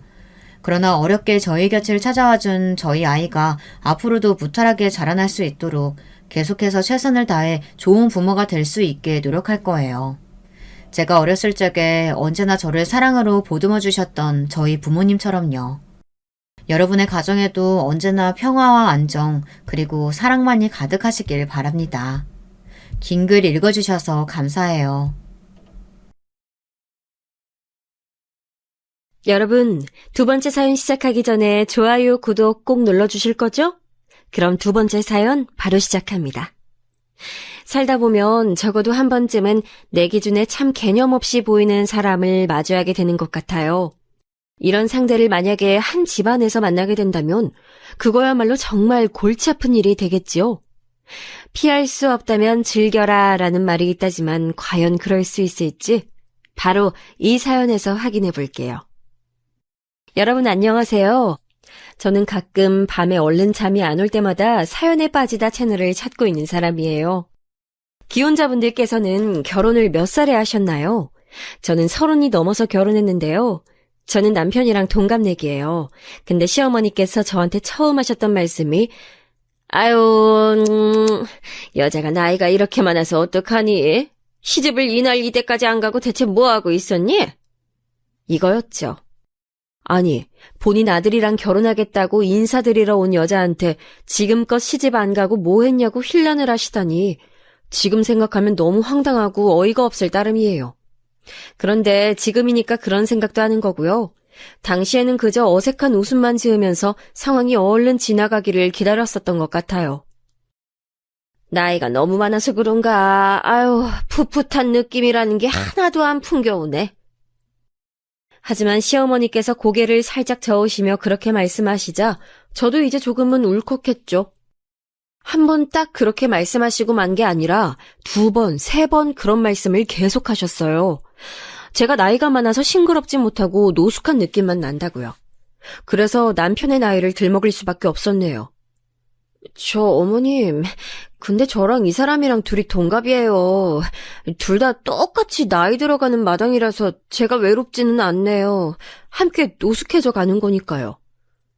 응? 아유, 근데 둘이 동갑이었어? 네가 우리 아들보다 1살 더 나이 먹은 거 아니었니? 난 여태 그렇게 들어서 알고 있었는데. 아니에요. 제가 빠른 생일이라서 학교를 먼저 들어간 건 맞지만 엄연히 동갑이에요. 빠른 생일이라고? 그럼 네가 1살 누나 맞네. 네가 우리 아들보다 연상이야. 네? 저희 둘이 태어난 날짜가 고작 넉 달밖에 차이가 안 나는데요. 그래도 분명한 차이가 있지. 네가 우리 아들보다 나이가 많은 거야. 시어머니께서 발끈하시면서 제가 굳이 연상이라고 못을 박으셨죠. 나이 많은 며느리, 그래서 무언가 하자가 있는 며느리라고 칭하면서 제 기세를 꺾어 놓으시려고 했던 것 같아요. 그 앞에서 저는 공손한 표정으로 고개를 끄덕여드린 뒤 남편을 보며 말했죠. 그러시대. 알아들었지? 그러니까 앞으로 어머님 뜻을 받들어서 나한테 누님이라고 불러. 제 말에 그때까지 멋쩍게 가만히만 있었던 남편이 몹시 당혹스러워하면서 자기 모친을 눈짓하더군요. 아이, 엄마 왜 그래? 제발 적당히 하세요. 이렇게 남편이 중얼거리자 시어머니께서는 앉으신 몸을 부들부들 떨면서 저를 흘겨보셨어요. 어디 감히 누님 호칭을 운운하냐며 저를 호통치시길래 제가 조심스레 말씀드렸죠. 네? 하지만 어머님께서 제가 확실한 연상이라고 하셨잖아요. 그게... 아유, 아니다! 그냥 둘이 같은 애에 태어났으니까 동갑 친구로 지내면 되겠네. 원래 부부 사이란 게 평생의 친구나 다름없는 거야. 그렇고 말고. 시어머니께서는 짜증스럽게 저한테 손을 휙휙 내저으시면서 말씀하셨고 그렇게 일단락이 되었죠. 당신의 아들 나이는 생각도 안 하고 왜 저한테만 나이를 들먹이셨는지 지금 생각해도 비틀린 웃음이 지어진답니다. 그런데 이때로부터 몇 년이 지났을 때 시어머니께서 이때 얘기를 꺼내시더니 나름의 항변을 해주셨어요. 하도 작은 애한테 기가 눌려서 시달려서 지내왔던지라 새 며느리가 이제 생긴다고 하니까는 초장부터 제 기를 꽉 잡아놓고 싶으셔서 그런 얕은 트집이라도 잡으셨던 거라고 하셨죠. 그럼 시어머니께서 말씀하신 작은 애가 누구냐고요? 저로 하여금 사연이란 걸 써보게 만든 실질적인 이 이야기의 주인공이죠. 바로 제 동서입니다. 시어머니의 아들은 제 남편뿐만이 아니에요. 남편은 장남이라서 남동생도 있거든요. 둘이 2살 차이예요. 근데 이제 보니까 시동생이 빠른 생일이라서 학년은 남편이랑 1살 차이라고 볼 수 있네요. 이런 경우에는 그렇다면 형제끼리 2살이 아니라 1살 차이 난다고 시어머니께선 남한테 소개를 하실 건지 갑자기 궁금해지는 대목이네요. 그러실 것 같진 않은데 하여간에 시어머니께선 살짝 웃긴 분이에요. 당시에는 어쨌든 남편하고 결혼하고픈 바람만이 가득했던 때였으므로 시어머니께서 저를 미묘하게 갈구시든 말든 별로 따지지도 재지도 않았던 것 같아요. 시동생은 결혼을 일찍 한 편이라고 할 수 있어요. 형보다 동생이 더 먼저 결혼한 경우였죠. 그래서 시동생의 아내인 동서가 저보다 결혼 선배이며 먼저 시댁하고 역사를 쌓고 있었던 거예요. 동서는 어떤 사람인가 하면 우선 첫인상은 저보다 키가 많이 작단 것이었네요. 동서가 저보다 어리고 키도 작고 아담해서 여러모로 저와 다 상반됐던 것 같아요. 딱 대비가 이뤄졌던 거죠. 동서는 키가 150대 중반이에요. 자기 입으로는 158cm라고 몇 번 주장한 적이 있었는데 절대 아니고요. 저 같은 경우에는 인생에서 가장 크게 키가 나왔던 게 170cm였고 대부분 168cm 정도예요.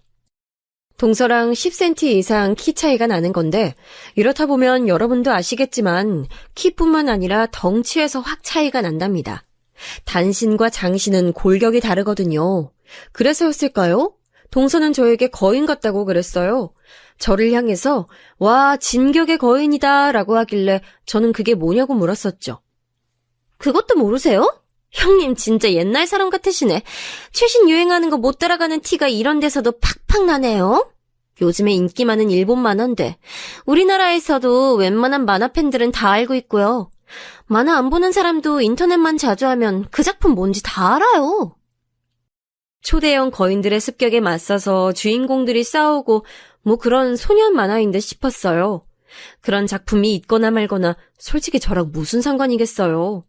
동서 말대로 제가 어리고 젊은 친구들 사이에서 뭘 유행하는지 잘 모르기도 했고요. 관심 자체가 없었어요. 하지만 저를 볼 때마다 특히 제가 자리에 앉아있다가 일어나는 순간마다 동서가 와 진격의 거인 이렇게 외치니까 너무너무 짜증이 나는 거지요. 동서가 그러는 걸 목격했음에도 제재도 안 하고 모르는 척하는 남편의 태도도 짜증스러웠고요. 물어보니까 남편도 그 작품을 보진 않으나 그게 뭔진 알고 있다고 그랬어요. 유치한 동서의 놀림이 언제까지 가려나 싶어서 그냥 두고 봤는데요. 어느 날은 저한테 그냥 진격의 거인이라고 하지 않고 무슨 거인이라고 이름을 붙여서 부르더라고요.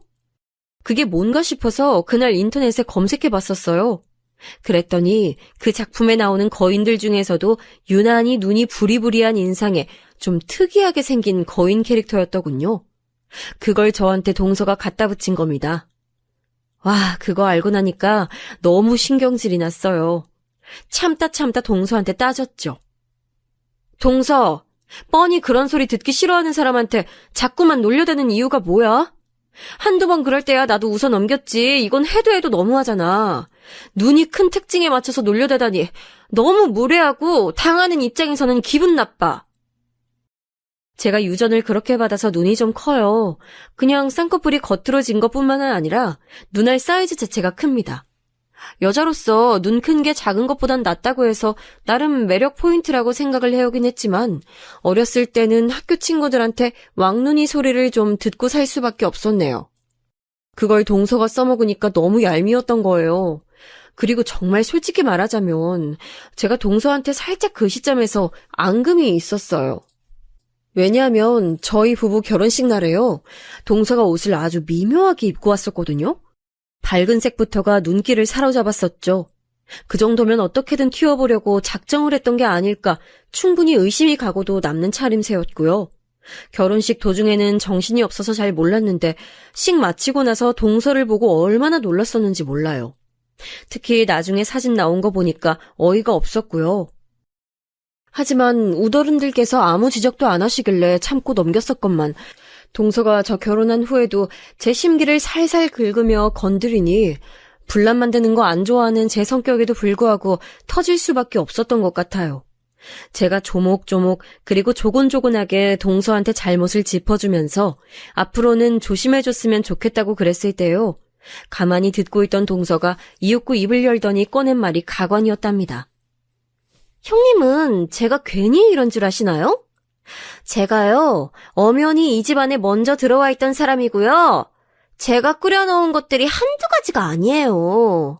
형님은 제 방식을 배우고 또 먼저 양해를 구해야 맞았던 건데 그런 걸 전혀 안 하시더라고요? 개념 없이? 뭐라고? 내가 개념이 없어? 아니, 무슨 양해를 내가 동서한테 구했어야 맞았다는 거야? 나는 이해가 안 돼. 하나하나 저한테 물어가면서 허락을 받고 그 다음에 움직이셔야 하는 게 맞았다고요. 이게 그렇게나 이해가 안 가세요? 처음에도 말이죠.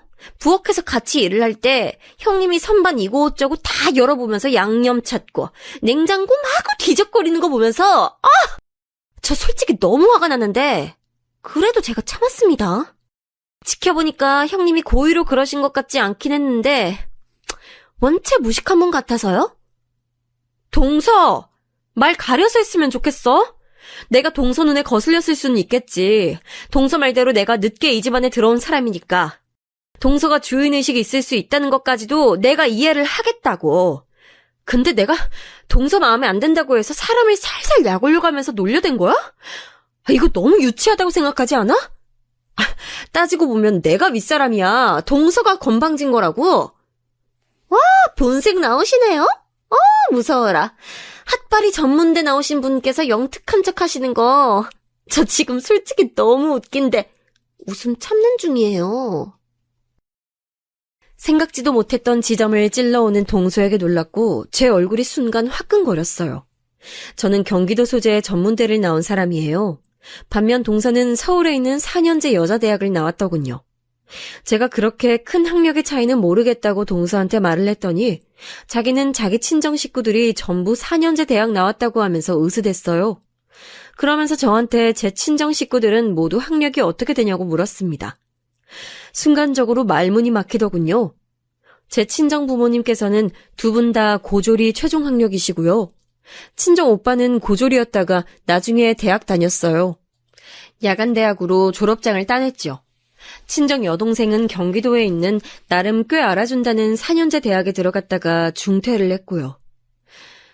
이때 괜히 속으로 여동생을 좀 원망했네요. 기껏 대학 보내놨더니 자퇴를 했으니까요. 이 망할 기집애가.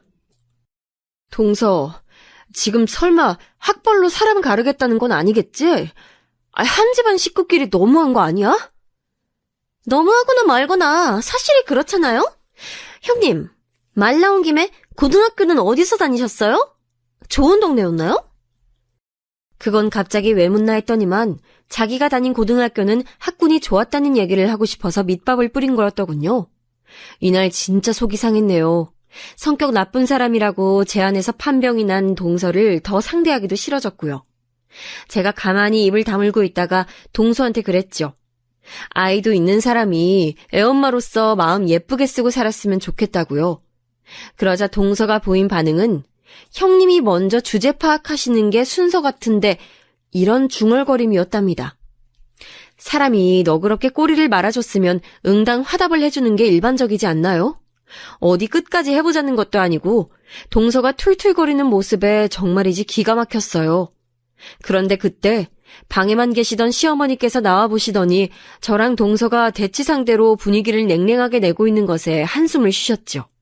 그러면서 저를 쳐다보시며 말씀하셨어요. 큰애가 작은애를 잘 따라주려무나. 모르긴 몰라도 배울 건 꽤나 많을 게다. 손아래 동서라 생각하여 무시하려 들지 말고. 큰애야, 네가 푸근하고 따사로운 마음씨로 작은 애를 매사에 감싸줘야 한다. 시어머니의 말씀에 저는 얼어붙었고 동서를 힐끗 쳐다보니까 입술을 실룩거리고 있었어요. 너무 황당했네요. 제가 굴러들어온 돌이고 동서가 박힌 돌이라 이런가 싶어서 조금 서러웠어요. 왜 싸가지 밥 말아먹은 동서는 아무 잔소리도 안 됐고 저만 푸근한 인심을 가지라며 종용당해야 했는지 이해가 안 됐어요. 생각할수록 억울하기도 했고요. 그런데 시댁 식구들이 동서한테 쓴소리 못하는 것에는 뭔가 이유가 있었더군요. 저랑은 달리 동서는 20대 중반의 나이에 결혼했어요. 게다가 시동생이 동서에게 무척 매달려서 성사된 결혼이라고 하더군요. 시부모님의 입장에서는 차남이 결혼하기 위해 사활을 걸고 애를 썼던 상대가 동서이기 때문에 뭔가 함부로 하기가 힘든 분위기가 처음부터 형성이 됐던 것이죠. 괜히 첫 단추를 잘 꿰어야 한다는 말이 있는 게 아닌가 봐요. 동서네 집안이 굉장히 잘 산다거나 부자이거나 그런 건 아닌데 학벌들이 평균적으로 좋은 편입니다. 그래서 시부모님께서 이거 아시고 동서의 배경을 무척 마음에 들어 하셨대요. 가방끈이 길다고 엘리트 집안이라고 추켜 세우시면서 그런 고상한 집안과 사돈의 연을 맺게 되다니 영광이라는 말씀도 하신 바 있었다고 하네요. 동서가 결혼 2년 만에 출산을 했는데 마침 아이도 시부모님께서 바라마지 않았던 남자 성별 손자였지요. 시부모님과 시댁 쪽 친척 어르신들이 동서한테 쉽게 이래라 저래라 말씀을 못하시는 기류가 깨질 기류 따위는 없었던 것입니다. 그뿐인가요? 가장 관건은 바로 동서의 성격, 아니 성질머리였죠. 어떻게 보자면 유순하고 활발하고 사교성 좋아 보이는 게 동서의 인상인데요. 다혈질이라서 쉽게 화를 내고 그 화를 참아야 할 이유는 스스로에게 절대로 없다고 여기며 짜증이 많은 동서를 이겨먹으려면 보통 성질로는 불가능했어요. 듣기로는 동서네 집안 식구들도 대체로 성격들이 한 성깔한다고 그랬습니다. 특히 동서의 외사촌 오빠 되는 사람은 당초에 무슨 일을 하는지 모르겠는데 덩치가 크고 팔다리에 문신이 있어서 시동생을 포함한 온 시댁 식구들이 깜짝 놀랐었대요. 에이, 예상은 했지만 동서가 훨씬 더 만만치 않은 인물이었구나. 내가 어쩌다 동서처럼 성질이 유별난 사람하고 엮이게 됐는진 모르겠지만 적당히 상대해주고 적당히 사리면서 사는 수밖에 없는 것 같네. 답답하긴 해도 현실적으로 상황이 그런 것 같다. 제가 혹시나 어린 나이였으면 모르겠는데 그리고 제 조건이나 배경이 꿀릴 것 없이 뛰어났으면 또 모르겠는데 그렇지 않았기 때문에 동서랑 맞서지 않기로 했어요. 한마디로 그냥 이겨먹을 생각을 내려놓기로 했단 것이었지요. 그러면 대체 남편이란 작자는 이 모든 과정에서 뭘 하고 있었냐고요? 제 남편, 트러블 나는 걸 딱 질색하는 사람이에요. 누가 싸우거나 그러면 그걸 보는 걸 자체로도 피로감을 느끼는 사람이고요. 어디서 큰 소리 나면 자리를 피하는 유형이랍니다. 남한테 싫은 소리 하는 걸 어려워하고 남의 부탁을 거절하는 것도 어려워하며 특히나 아쉬운 말을 할 줄 몰라요. 손해를 자기가 보더라도 그냥 안고 가는 사람이라고 할 수 있죠. 제3자의 입장에서야 본다면 이런 사람이 우직하고 착하다라고 여길 수 있겠지만 배우자로 판단을 해보자면 솔직히 속이 갑갑해져 오는 것도 사실입니다. 왜 이런 남자한테 눈에 콩깍지가 생겨서 결혼을 했냐고요? 아무리 30 훌쩍 넘긴 나이였고 배경이 미미했어도 결혼은 더욱 신중했어야 하는 거 아니냐고요? 그러게요. 그런 객관적인 질문을 저 결혼 전에 누가 해줬더라면 제가 고민을 더 해봤을지도 모르겠네요. 하지만 누구나 살면서 그런 시기가 한 번쯤은 있잖아요. 옆도 안 보이고 뒤도 안 보이고 그냥 앞만 보이는 상태요. 밑도 끝도 없이 이 남자랑 결혼해야겠다라는 생각으로만 저는 예전에 가득 차 있었던 것을 어쩌겠나요. 환장하지만 제가 내린 결정이고 선택이기에 감내하는 것이죠. 하여튼 이런 남편과는 다르게 시동생은 성격이 조금 직설적인 편이라고 할 수 있어요. 기본적으로 기가 좀 세다고 해야 할까요? 그러니까 동서랑 손뼉이 잘 맞아서 결혼한 거였겠죠. 자기 동생이 기가 세다 보니까 남편이 3번 말할 거 참았다가 한 번만 말하고 이런 부분도 좀 있었어요. 놀랍게도 여기서 끝이 아니라 제가 일화 하나를 알게 되었는데요. 동서가 임신 막바지였을 때래요. 시동생이 회사에 금요일 회식 자리를 가서는 집에 안 들어온 겁니다. 열받은 동서가 계속 전화했는데 소용이 없었고 새벽 3시가 되어서야 간신히 통화가 됐는데 전화를 시동생이 아니라 회사 동료가 받았다고 하네요. 그러면서 그 회사 동료가 한 말이 시동생은 지금 노래방 도우미랑 노느라 정신이 없어서 전화를 받기 힘들다고 했다는 거죠. 동서 성질에 화가 안 나고 버틸 수 있었을까요? 어림도 없는 소리입니다. 그래서 그 후로요, 시동생이 동서한테 납작 엎드리게 됐고요. 그때 아예 동서가 시부모님 앞에 시동생을 데리고 가서는 아버님, 그리고 어머님, 앞으로 오빠는 제가 꽉 잡고 살 거니까요. 알아두셨으면 해요. 제가 오빠를 구워 삶아 먹든 튀겨 먹든 저 알아서 할 거니까 두 분은 참견하지 마시고 혼수도 두지 말아주세요. 이렇게 선언을 해버렸던 것이죠. 만삭의 임산부 앞에서 시부모님께서 무슨 반론을 하실 수 있었을까요? 상황이 그러했으니 앞으로 동서가 집안에서 뭔 개지랄을 떨든 가만히 계시겠노라고 약속을 하신 거예요. 원래도 동서가 강세였는데 시동생의 회식 일탈 사건 이후로는 더욱 분위기가 그쪽으로 넘어갔어요. 저는 그런 배경을 세세하게 몰랐기 때문에 당초에 이 시댁 사람들이 왜 저 말고 동서 편을 들어주는 느낌이 드는가 싶어서 답답함 속에 서러워하고 있을 수밖에 없었네요. 저는 약간 비약을 하자면 모범생 스타일인데 동서는 성격이라든지 말을 하는 게 톡톡 쏘는 편인데다가 말빨도 세고 아무튼 간에 그래서 저는 똥이 무서워서 피하는 게 아니라 더러워서 피한다는 심정으로 동서랑 안 부딪히려고 노력하며 지내게 됐어요. 하지만 시댁이라는 지대한 공통점이 떡하니 존재하는 이상 제가 그까진 노력을 한다고 해서 엮이지 않는다는 건 말이 안 되는 일이었답니다. 시아버지께서 등산을 가셨다가 다리를 삐끗하셨을 때도 그랬죠.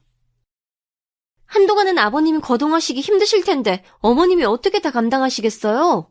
이럴 때 며느리 찬스를 쓰셔야죠. 안 그래요, 형님? 형님이 아무래도 시간 많으시니까 아버님 보살펴 주시면 딱 되겠네요. 내가 시간이 많다니. 나도 일정 있고 할 일이 매일 있는 사람이야. 동서는 내 뭘 보고 내가 시간이 많다고 하는지 모르겠네. 전 애 때문에 안 돼요. 애를 봐야 돼서요. 근데 형님은 봐야 될 애가 없으시잖아요. 혹시 아버님 수발 들기 싫다고 일부러 그러시는 건 아니겠죠? 착한 형님이 그러실 리는 없다고 믿어요. 참고로 그때 저는 일주일에 3번 동네에 있는 카페에서 아르바이트를 했고요. 집에서는 문서 작업하는 걸로 돈벌이를 했어요.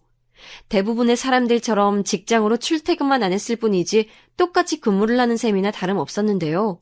이게 장소 제약을 안 받다 보니까 동서는 제가 시댁에 가서 문서 작업을 하면 된다고 주장했습니다. 이가 빠드득 갈렸는데 누군가는 시댁에 가서 시아버지를 한 번씩 들여다봐드리며 시어머니를 도와드려야 하는 상황이란 건 명백했기에 그냥 제가 그렇게 하기로 했어요. 다만 동서의 입김에 의해서 제가 그 입장에 놓이게 되었다는 게 짜증이 났죠. 그놈의 애 핑계는 왜 이렇게 되던지 시어머니의 생신상을 차렸던 일화도 만만치 않았네요. 형님이 집안에 이런 되시고 나서 처음 맞는 어머님 생신이네요. 어머님께서 밖에 나가서 외식하는 것보다 집밥 좋아하는 건 형님도 알고 계시죠? 그건 나도 알지. 근데 작년에는 소갈비 식당 가서 생신 식사를 한 걸로 내가 알고 있었는데. 작년엔 그럴 만한 사정이 있어서 외식을 했던 거고요. 올해는 어머님께 생신상 차려드리기로 결정했어요. 며느리가 이제 하나도 아니고 둘인데 뭐가 문제겠어요, 형님? 집밥의 정성은 돈으로도 살 수 없는 건데요. 그럼 작년 말고 재작년에는 집에서 생신상 차렸어? 왜 나는 재작년에도 밖에 나가서 해결한 걸로 들었던 것 같지? 형님, 지나간 일은 왜 그렇게 따져대세요? 올해는 저희가 어머님 생신상 차려드리기로 이미 정해졌다니까요? 진짜 사람이 왜 이렇게 매사에 불만이 많고 트집 잡는 게 많아? 뭐라고? 안 그랬다가는 올해는 직접 차린다는 게 내 입장에선 이상하게 생각되니까 물어볼 수도 있는 거지. 동서야말로 너무 예민한 것 같네. 그리고 나는 미리 들은 바도 없는데 동서가 결정했다, 그러기로 했다 이렇게 통보하면 내가 당연히 당혹스러울 수 있지 않겠어? 그래서 어머님 생신상 차리기 싫으시다고요? 결국 그 말씀하고 싶은 건데 돌려 말하시는 거잖아요. 내가 언제 그랬어? 아니야. 생신상을 직접 차리기로 했으면 당연히 그걸 따라야지. 내가 그렇게 하기 싫다는 뜻은 아니었어. 그럼 그냥 입 닥치고 어머님 생신상 차릴 준비나 하시면 돼요. 어차피 할 거면서 왜 이렇게 쭈글쭈글 대시는지. 나이도 많으시면서 그 나이는 다 어디로 먹으셨나 의심스러워요. 확실히 결혼 생활 더 오래 하고 아이 낳고 키우며 사는 저랑은 정신 연령이랄 게 차이가 난다고 할까요? 현상을 바라보는 성숙함이 형님은 저랑 좀 다르네요? 진짜 차라리 말을 말지 싶었네요. 성질 따라서 말을 있는 대로 뱉어버리는 동서 앞에서는 차라리 무건수행하는 게 가장 낫지 않을까 싶기도 했을 정도예요. 시어머니께 여쭤보니까 정말로 생신 때 집밥 먹자고 하신 게 맞더라고요. 그래서 동서랑 둘이 차려서 준비하기로 했어요. 그 전까지는 착착 메뉴 선정이며 장 보는 거 분담까지 큰 이상 없이 잘 됐는데 왜 하필 딱 그 당일 이른 아침에 동서한테 피치 못할 일이 생겼을까요? 애가 아프대요. 시조카가 아침에 일어나자마자 아프다고 칭얼거려서 별 수 없이 소아과를 당장 가야 한다고 하더군요. 누가 뭐라고 하나요? 당연히 가라고 그랬죠. 소아과 갔다가 시댁으로 바로 와서 저랑 생신장 준비하면 될 것 같다고 그랬어요. 그러자 동서가 하는 말이 토요일에는 소아과가 유난히 붐벼서 한두 시간 내에 진료를 절대 못 본다고 하는 거예요. 그래서 많이 늦어질 수도 있으니 저한테 혼자 시작을 다 하라고 그랬습니다. 시동생은 뭐 하냐고, 그럼 시동생이 애를 소아과에 데리고 가면 되는 거 아니냐고 그랬더니 그건 또 안 된다고 하네요. 시동생이 감기 기운이 있어서 워낙 컨디션이 안 좋다고, 아무래도 애가 자기 아빠한테서 열이 옮은 것 같다고 동서가 태연하게 말했어요. 가뜩이나 저희 남편이 한 달에 한 차례 주말 당직이 돌아오는 때였는데 별 수 없이 저 혼자 시댁에 가서 요리하기 시작했죠.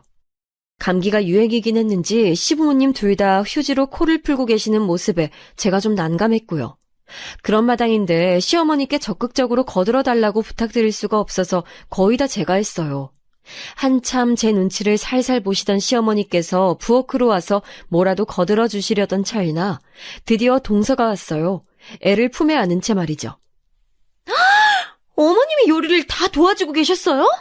오늘은 어머님이 주인공으로 식사하실 건데 이러시면 안 되죠. 얼른 가서 쉬세요. 형님하고는 이제부터 제가 같이 하면 돼요. 아니, 나는 아직 별로 도와준 것도 없고 이제 막 부엌에 발을 들인 참이었는데. 그러려무나 둘이서 하면 뚝딱 끝내버리겠지. 시어머니께서 떨떠름하게 말씀하시고는 퇴장하셨어요. 저는 당연히 동서랑 분업을 할 작정이었건만 제가 도마를 들이밀었더니 한 발짝 뒤로 물러나더군요. 자기는 제가 쌓은 공든탑을 빼앗을 생각이 없대요. 그게 대체 뭔 참신한 개소린가 했더니만 처음부터 제가 다 해냈으면 마무리까지 제가 다 해야 맞는 거라고 우기는 거였어요. 제가 어이가 없어서 쳐다봐줬더니 동서가 눈을 부라리면서 자기는 애도 봐야 하니까 정신없어서 부엌에만 못 붙어있는다고 딱 잘라서 말을 하더군요. 왜요, 형님? 그냥 형님이 다 알아서 편하신 대로 요리 끝마치는 게 낫지 않겠어요? 형님이 가방끈이 짧으실 뿐이지 상을 못 차리시는 건 아니잖아요. 혼자서 다 차렸다고 하면 다들 형님을 추켜 세워줄 텐데 뭘 그렇게 마음에 안 들어 하세요? 공로를 세우실 좋은 기회인데요. 그래도 어떻게 혼자 다 하나요? 아무도 없었다면 모를까 동서라는 일꾼이 도착한 이상 제 마음이 생신상을 혼자 다 차리는 쪽으로는 기울 수가 없었어요. 동서는 조금 짜증을 내더니 속이 답답해서 아이스 커피를 사오겠다며 갑자기 밖으로 나가더니 그대로 안 돌아왔어요. 20분이 지나도 안 오길래 동서한테 전화하니까 안 받더군요. 미쳐버리는 줄 알았네요. 결국 그 어머님 생신상이요. 기획은 동서가 했는데 노동은 제가 다 했습니다. 저녁 시간이 돼서 모두가 상 앞에 둘러앉았을 때 저는 저 혼자 이거 다 했다고 말씀드렸어요. 시아버지께서는 놀라셨는지 갑자기 기침까지 몇 번 하셨고요. 그러자 혹시 감기 기운 옮아붙는 거 아니냐면서 동서가 시아버지를 향해 눈총을 보냈답니다. 동서는 저랑 시선이 마주치자 웃으면서 이렇게 말했죠. 네, 맞아요. 형님이 거의 다 하신 거나 다름없어요. 저는 거들기만 한걸요. 형님이 정말 고생 많이 하셨어요. 그래, 나 좋게 말해줘서 고마워, 동서. 그런데 동서는 뭘 거들었을까? 여기 차려진 것 중에서 동서가 거들었던 게 뭐더라? 내가 잘 모르겠으니까 물어보는 거야. 뭘 그렇게까지 캐물으세요? 알겠어요. 예, 형님이 하나부터 열까지 다 하셨어요. 형님이 전 세계 최고의 요리사세요. 대단하시고요. 존경스러워요. 이러면 됐죠? 감사합니다, 형님. 그때 정말 뒤통수가 뻐근해졌어요. 동서의 황당하기까지 한 그 놀라운 말빨, 사람을 완전히 바보로 만들더군요. 근데 분위기가 제가 거기서 따지고 자시고 할 그런 건 절대 아니었어요. 그리고 왠지 다들 저를 향해 참았으면 하는 눈치를 주는 느낌이었다고나 할까요? 그런 묘한 게 있었어요. 그 이전에도 몇 번 느낀 바 있는 시선들이었죠. 여기서 너만 참으면 문제가 없어 라고 말하는 시댁 식구들의 시선. 그게 어머님의 생신상 앞에서도 느껴지더라 이겁니다. 특히나 동서가 내민 생신 축하 돈봉투에 시어머니께서 환하게 웃으시는 모습을 보며 저는 씁쓸해진 입맛만 다셔야 했네요. 잡채가 근데 왜 이렇게 싱거워요? 아, 형님, 지금 저희들 보고 건강 생각해서 나트륨 좀 줄이라고 경고해 주시는 거예요? 건강할진 몰라도 맛은 영 아니네요. 동서가 그런 말을 하면서 희죽희죽 웃더군요. 남편은 조용히 잡채를 더 가져다가 먹었고요. 시어머니께서는 잡채가 기본 음식이지만 은근히 잘하려고 할수록 어려워지는 메뉴라고 말씀해 주셨어요. 그렇기에 제 기분이 별로 상하지는 않았는데요. 잠시 후에 동서가 저한테 아주 얄미운 발언을 날린 건 타격이 컸죠. 어머, 그래요, 어머님? 그렇다면 확실히 잡채가 형님한테는 어려운 과제였겠네요. 형님 오늘 힘든 시간 보내셨겠구나. 그러면서 아주 작게 박수 2번 짝짝 쳐주더라고요. 저는 살면서 이런들 저런들 모두 어떠하리 같은 생각을 하고 살 때가 많은 사람이었어요. 성향 자체가 어찌 보자면 건조한 기질이 있다고나 할까요? 그랬기에 남을 깊이 미워해 본 적도 없었고 싸워본 적은 더더욱 없었어요. 저보다 훨씬 더 무미건조하고 남한테 관심도 없는 남편을 만나 결혼까지 하면서 그런 제 성향이 오래오래 유지될 줄 알았건만 동서가 자꾸만 저를 뒤흔들더군요. 주먹 꽉 쥐었는데 시어머니의 품에 들린 동서가 건네드린 돈봉투 보면서 간신히 참았어요. 제가 참고 또 참는 걸 보면서 시댁 식구들은 아마 또라이 동서한테 아주 적절한 형님이라고 여겼을 일이에요. 그런데 얼마 후 동서가 저한테 제 친정 여동생이 고졸이냐고 묻더군요. 제가 조금 굳은 얼굴로 맞다라는 대답을 하자마자 동서가 박장대소했어요. 와, 대박이다! 고졸? 고졸이요? 전에 동생분은 대학 다닌다 어쩌고 하셨던 걸 듣고 대졸인가 했더니 중퇴라서 고졸이었어요? 그럼 형님은 자기 집안에서 고학력자인 거네요? 아무도 모르는 핫바리 전문대 졸업했는데 집안에서는 고학력자라니요. 아, 형님 집안 너무 웃겨요. 깔깔 웃으면서 자기 집이랑 저희 집이랑 수준 차이가 심하게 난다고도 했지요. 제가 살아보니까요, 비단 학교 같은 곳에서만 계급이 나뉘는 게 아니더라고요. 직장에 들어가면 사무실 내부에서 그런 비슷한 게 생겨나고 현장 일이면 현장에서 그런 게 생겨나기 마련이에요. 하물며 생판 남이었다가 각자의 결혼으로 엮이게 된 시댁 식구들 사이에서 그런 게 왜 안 생기겠어요. 나이든 뭐든 어떤 것을 근거로 삼아서라도 반드시 서열이 갈리는 것 같더군요. 그리고 동서는 유난히도 그런 것을 무척 좋아하며 즐기고 또한 이용해 먹는 사람이었죠. 반대로 저는 그런 행위 자체가 피곤하게 느껴지고 소모적으로 다가오는 사람이었고요. 형님은 임신 안 하세요? 아이 안 가지세요? 저는 슬슬 둘째를 계획하고 있어서요. 형님이 임신 계획이 있으시다고 하면 왠지 시기를 맞추고 싶네요. 애들끼리 동갑으로 키우면 너무 좋을 것 같지 않아요? 재밌을 듯 싶은데요. 동서의 그 말 듣는 것만으로도 너무 싫었네요. 상상만으로도 동서랑 같은 시기에 임신을 하고 있는 것에 몸서리가 쳐졌어요. 만약 그렇게 되면 사사건건 비교가 시작될 텐데 소름이 끼쳤죠. 저는 동서랑 되도록 접점이 없었으면 하고 바랐는데 동서는 자꾸만 저에게 시비를 걸어왔어요. 그 외에 학교 다닐 때도 보면 일진 양아치들이 자기들끼리만 모여서 놀면 되는 것을 꼭 죄 없는 조용한 애들을 낚아다가 데리고 다니며 괴롭히고 삥 뜯고 그러잖아요. 동서를 보면 꼭 그런 것과 겹쳐졌어요.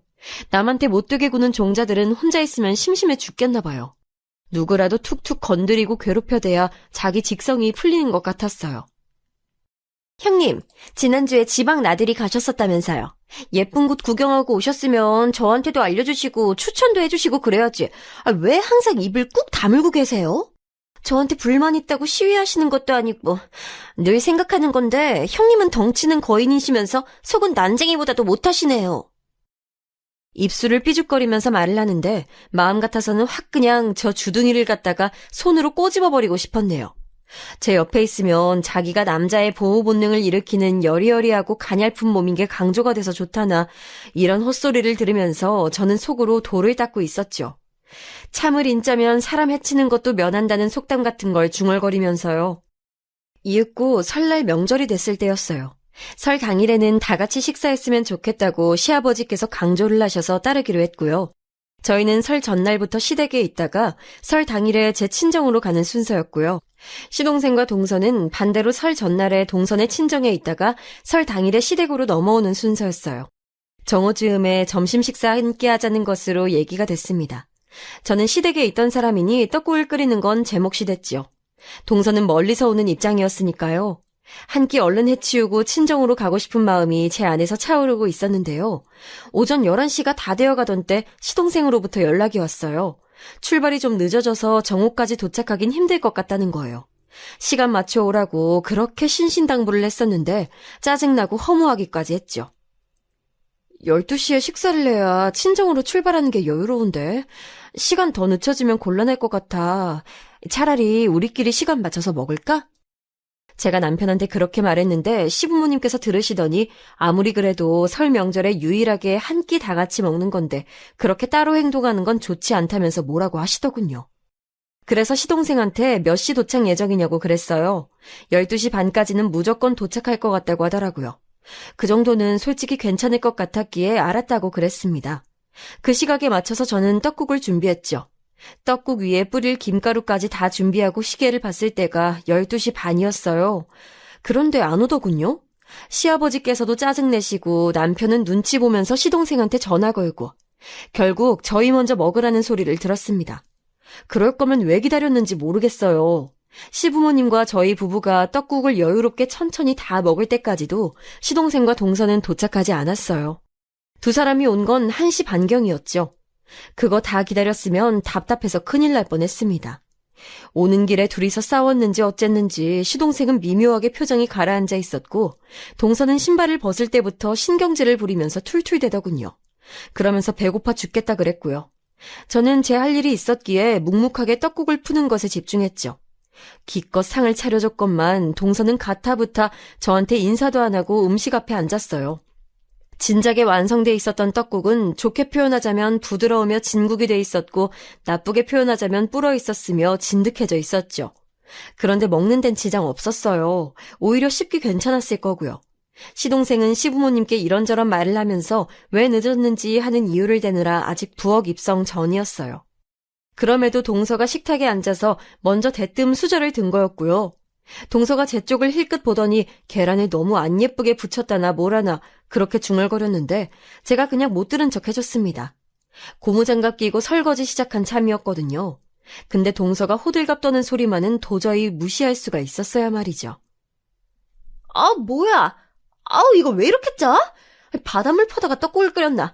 나트륨 덩어리 이거 뭐야? 한 입 먹자마자 기분이 확 나빠지네. 저기요, 형님. 일부러 저 골탕 먹이시려고 소금 왕창 뿌리신 거예요? 무슨 소리야? 내가 그럴 리가 없잖아. 간이 조금 간간하게 되긴 했는데 우린 다 맛있게 먹었어. 아까보다 더 졸인 것도 아니라서 간이 비슷할 텐데 그렇게나 짜다고? 네, 그렇게나 짜요. 차라리 싱겁게 끓인 거면 소금 쳐서 먹으면 되는데 짜게 끓여 놓으니까 수습이 안 되잖아요. 아, 짜증나. 떡국 기대했는데 이게 뭐야? 살면서 먹어본 떡국 중에서 제일로 맛없네. 동서는 아이 키우는 엄마가 음식 투정 한번 참 잘한다. 아이가 음식 투정할 때마다 동서는 할 말이 없겠어. 본인이 하도 투정을 하니까. 먹기 싫으면 먹지 마. 억지로 먹으라고 강요는 안 해. 저는 제가 끓인 거니까 완벽히 객관적이 될 수는 없겠지만 통상 맛있는 떡국이라는 기준은 거의 정해져 있잖아요. 그렇기에 저는 그 떡국의 맛이 이상하지 않다는 걸 알고 있었고요. 그렇게까지 짜지 않다고도 생각했어요. 시어머니께서도 많이 짜거나 단 거를 잘 못 드시는 편인데 별 말씀 없이 떡국을 다 드셨으니까요. 그것도 국물까지 말이죠. 그래서 동서가 그날 원래 기분이 나빠 보였던 것에 근거해서 저한테 트집을 잡고 화풀이를 하려던 것을 간파할 수 있었어요. 딱딱하게 동서한테 말을 하고선 다시 달그락거리며 설거지를 이어가려고 하던 때에 동서가 수저로 떡국 그릇을 마구 뒤적거리면서 이렇게 중얼거리는 소리가 들려왔습니다. 못 배워먹고 대가리 나쁜 무식한 년이 무식하게 덩치만 커서는 이런 거 하나 간도 제대로 못 맞추네. 아, 명절날에 사람 기분 잡치게 만드는 년. 아, 열받아.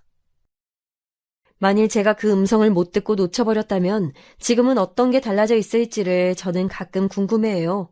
그러나 이미 돌이킬 수 없이 벌어진 일은 벌어진 뒤였죠. 저는 제 안에서 기생이 오면서 저를 향해 참아. 그냥 참으면 되잖아. 참는데 돈 들어가? 이렇게 말을 해오던 벌레 한 마리를 그 순간 터뜨려 없애버렸습니다. 그리곤 고무장갑을 낀 채로 동서가 앉은 식탁에 돌진했죠. 야, 이 조그만 난쟁이 똥자루야! 너 어디 이리 와봐라. 오늘 너 죽고 나 죽고 한번 해보자. 명절 기념으로 단판 한번 지어보자고! 너 당장 일어나. 안 일어나냐? 왜? 갑자기 겁이라도 나니? 지금까지 내내 그랬던 것처럼 주둥이 열어봐. 나한테 당당히 맞서 보라고! 제가 동서의 코앞에 서서 위협적으로 내려다보며 말했어요. 저의 커다란 눈은 그 순간에 무서운 빛으로 더욱 커다래져 있었겠지요. 동서가 한 손에 수저를 쥔 그대로 굳어서는 입을 쩍 벌린 채 저를 올려다보고 있었네요. 당황했는지 아무 말도 못하고 굳어 있었어요. 그러더니 침을 아주 꿀꺽 삼킨 후에 저한테 기껏 이런 말이나 했지요. 제가 왜요? 제가 왜 형님이 하란 대로 해야죠? 형님이 일어나라니까 갑자기 일어나기 싫어지는데요. 덩치로 밀어붙이시는 것 같은데 굉장히 무식해 보여요. 내가 진짜 무식한 게 뭔지 보여줄까? 네가 아직 무식한 걸 못 본 것 같아서 내가 선심 써서 시범 하나 보여주련다.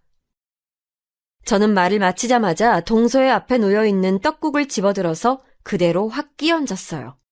동서의 얼빠진 면상에다가 말이에요. 동서가 악소리를 내면서 비명과 함께 자리에서 벌떡 일어났습니다. 별로 뜨겁지도 않았을 건데 오만 호들갑을 다 떨면서 발작하더군요. 부엌으로 달려온 시부모님과 제 남편, 시동생은 경악한 상태였어요. 이게 무슨 일이냐며 모두가 난리들을 치는 와중에 저는 유일하게 침착함을 유지하는 사람이었고 목소리 또한 차분하게 흘러나갔어요. 이렇게 하니까 자리에서 일어나네. 역시 동서는 말로 하면 안 들어먹고 이렇게 행동으로 보여줘야 말을 들어먹는구나. 그래서 여태까지 윗사람이자 나이도 더 많은 나한테 개같이 까불어댄 거였어? 내가 말로만 동서한테 그랬기 때문에? 이제 동서가 어떻게 해야 말을 쳐듣는지 내가 확실히 알았으니까 앞으로 동서 정신머리 교육 똑바로 시켜줄게. 발버둥 치는 건 동서 자유라서 말리진 않겠지만 글쎄, 난쟁이한테 거인에게 덤빌 용기가 있는지 모르겠다. 우리 엄마 아빠한테 다 일러바칠 거야. 우리 사촌 오빠 한 명 엄청 덩치 크고 무서운데 형님 그거 모르셨나 보네요. 이제 형님 큰일 났어요. 그래. 근데 동서 가족들한테 뭐라고 말하게? 형님한테 지금까지 깝죽대면서 모욕을 퍼부었다가 떡국살에 맞았다고? 그렇게 말하면 가족들은 동서를 도와주게 되는 거야? 그 집안 수준 한번 엄청 높다. 대학 나와서 일진 양아치처럼 구는 거 안 창피할까? 동서는 자기 가족들이 고작 그런 수준이라고 나한테 알려주고 싶어서 안 달났나 봐. 동서가 몸을 바들바들 떨어댔고 그때 남편이 제 어깨를 감싸면서 부엌 밖으로 나갔어요.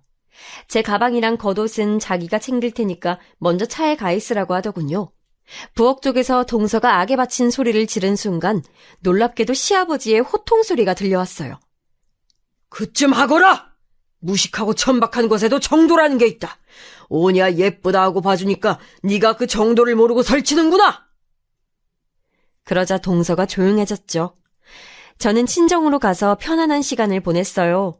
남편이 앞으로는 시댁에 발길 안 하겠다면서 저한테 사과를 하길래 저는 그럴 필요 없다고 말을 할까 하다가 관뒀습니다. 그 후로 시부모님께서는 저에게 조심스러워지셨고 제가 시댁에 와줬으면 하시면서 저자세로 나오셨어요. 동서요? 그로부터 2달 후에 마주쳤었는데 저를 째려보길래 제가 기지개 한번 켜줬더니 거의 오줌 지릴 듯한 기세가 돼선 꼬리를 말더군요. 제가 팔을 휘두르는 것만 봐도 흠칫하더라고요. 시동생한테서 들었는데 동서가 자기 집안 사람들에게 제 얘기를 안 했대요. 솔직히 동서도 양심이란 게 있으면 부끄러워서 말을 못 꺼냈겠죠. 시동생도 저랑 남편 둘 다에게 그간 죄송했다면서 사과를 해왔네요. 동서가 저에게 사과를 한 건 그로부터 무려 1년이 더 지났을 때였어요. 제가 저희 아이를 임신하고 있던 시기였는데 선물을 들고 먼저 저를 찾아와서는 죄송하다고 말을 하더군요. 몸바람이 불어서 정식으로 사과까지 했는진 몰라요. 그냥 안 물어봤네요. 시간이 꽤 흐른 현재 저는 거리낌 없이 행동하고 활보하고 다니는데 동서가 저를 피해 다니고 있는 와중입니다. 저랑 접점 안 만들고 싶어서 안달인 게 느껴지고요.